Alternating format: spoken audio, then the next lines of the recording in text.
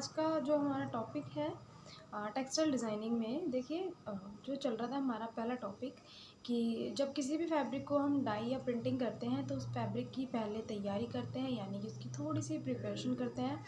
उसके बाद हम उसके ऊपर कोई भी मेथड यूज़ कर सकते हैं, चाहे वो डाई कर सकते हैं या फिर हम उसके ऊपर प्रिंटिंग भी कर सकते हैं। ठीक है, तो डाई या प्रिंटिंग करने से पहले हमें फैब्रिक पर कुछ प्रोसेसिंग यूज़ करनी होती है या एक तरह की फिनिशिंग यूज़ करनी होती है, जिसके थ्रू हमारा डाई एंड प्रिंटिंग का इफ़ेक्ट बहुत अच्छा आता है। तो उससे पहले हमें फैब्रिक पर कुछ प्रोसेसिंग करनी है। पहली है इसमें स्करिंग प्रोसेस।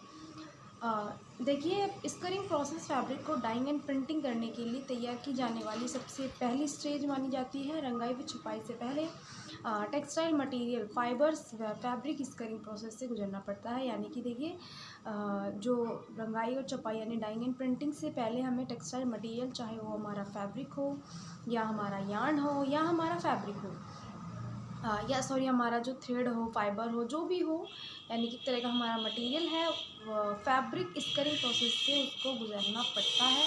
यानी कि उसको स्करिंग प्रोसेस से गुजरना ही पड़ता है, जिसमें रेशे यानी फाइबर या वस्त्र यानी फैब्रिक में प्राकृतिक अशुद्धियाँ, जैसे प्राकृतिक अशुद्धियाँ, देखिए जो हमारा फाइबर होता है उसमें कहीं ना कहीं प्राकृतिक अशुद्धियाँ रह जाती हैं, जैसे ऑयल, वैक्स, गम, फैट। ये सब क्या है? ये सब प्राकृतिक अशुद्धियाँ होती हैं, यानी नेचुरल इम्प्योरिटीज़ होती हैं, जिनको रिमूव करना बहुत ज़्यादा ज़रूरी होता है। तो जितना ज़्यादा संभव हो सके उसे हटाने के लिए स्करिंग प्रोसेस का यूज़ किया जाता है। यह प्रक्रिया एक मशीन द्वारा की जाती है जिसे गियर बॉयलर कहते हैं।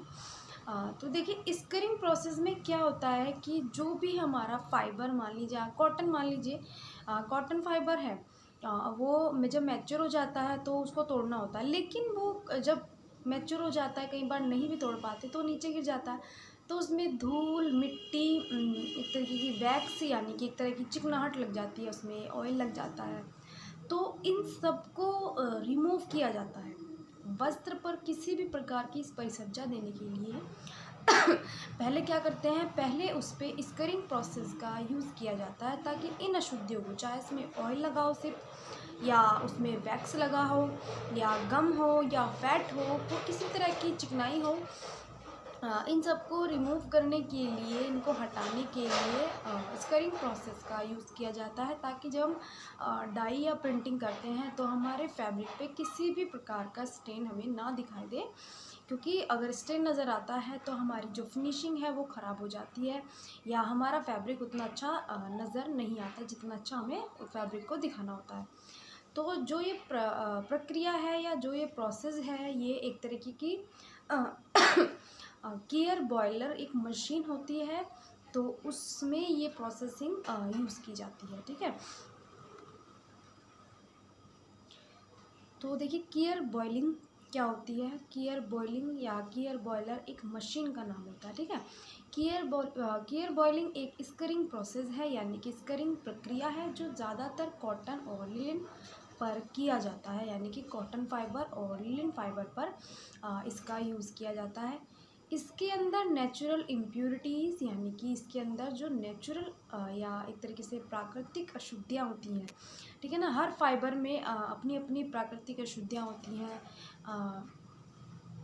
वो इतने मतलब क्लीन नहीं होते हैं ना, तो उनको पहले उनकी ही अशुद्धियों से पहले उनको क्लीन करना होता है। उसके बाद हमें फैब्रिक को एक तरीके से फैब्रिक को फिनिशिंग देने के लिए तैयार करना होता है।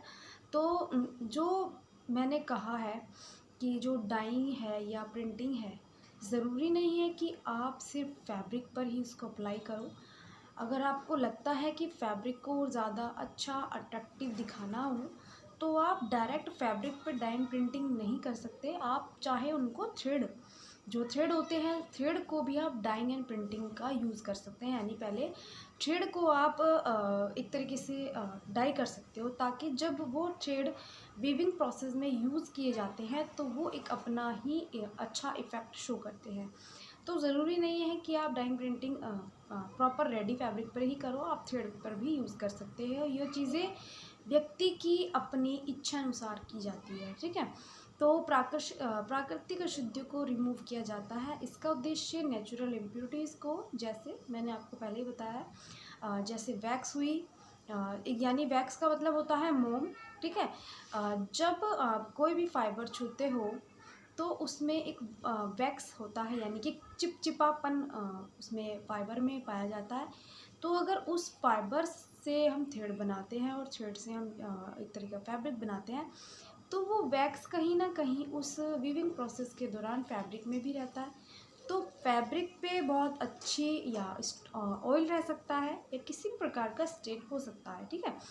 तो जब तक आप एक मान लीजिए, अगर जब तक आप वैक्स को ही रिमूव नहीं करोगे स्करिंग प्रोसेस में, तब तक आपके पूरे फैब्रिक पे या आपके पूरे थ्रेड में डाई का इफ़ेक्ट नहीं आएगा, क्योंकि जो कलर है वो वैक्स के ऊपर फिसल के गिर जाएगा और वो जो थ्रेड है या पूरा फैब्रिक है वो कलर को इतना अच्छे से एब्जॉर्ब नहीं कर पाएगा। तो इससे पहले एक तो फैब्रिक को वैक्स रिमूव करना होता है, ऑयल रिमूव करना होता है, स्टेन रिमूव करना होता है। तो उसी चीज़ ये इन सब को रिमूव करने के बाद स्करिंग प्रोसेस में क्या होता है कि आपका फैब्रिक बहुत अच्छा लगता है। देखिए ज़ाहिर सी बात है, जब किसी भी फैब्रिक पे थ्रेड पे स्टेन रिमूव हो जाएगा, ऑयल स्टेन रिमूव हो जाएगा, तो फैब्रिक अपने आप ही बहुत सुंदर नज़र आएगा। तो उस पर किसी भी प्रकार की फिनिशिंग या किसी भी प्रकार की जो आपकी प्रिंटिंग मेथड होते हैं, देखिए प्रिंटिंग मेथड में भी अलग अलग मेथड यूज़ होते हैं। तो आप हैंड प्रिंटिंग भी कर सकते हो, स्टेंसिल प्रिंटिंग कर सकते हो, ब्लॉक कर सकते हो, स्क्रीन कर सकते हो, जो चाहे वो आप कर सकते हो, लेकिन इन इम्प्योरिटीज़ को रिमूव करने के बाद ही। तो वैक्स, ऑयल स्टेन ईटीसी को रिमूव करना है कियर बॉइलिंग जो मशीन यूज़ की गई है इसके थ्रू, ठीक है।